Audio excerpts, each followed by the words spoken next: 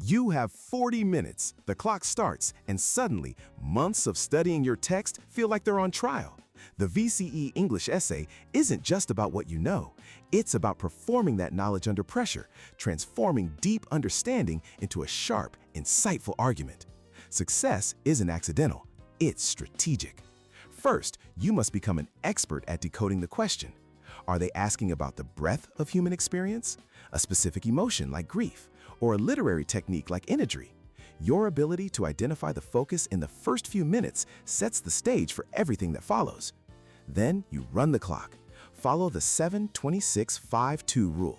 7 minutes to plan, 26 to write, 5 for a powerful conclusion, and 2 to proofread. Those first 7 minutes are your anchor. A solid plan prevents 20 minutes of confused, directionless writing. It's your map. Your body paragraphs are built on a simple, powerful framework. STEEL: statement, technique, evidence, explanation, and link. The core of this is the explanation.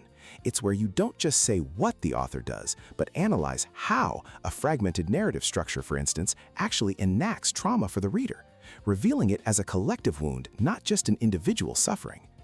This level of analysis demands evidence. Your job is to memorize 15 to 20 short, flexible quotes that are rich with technique. Practice integrating them smoothly until it's automatic.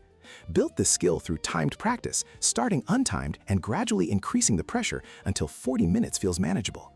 This isn't cramming, it's building intellectual muscle memory. Ultimately, this assessment is your opportunity. It's the intersection of deep knowledge, analytical skill, and strategic preparation. You're not just answering a question, you're demonstrating what you understand about the text and about humanity itself. You've done the work. You're ready.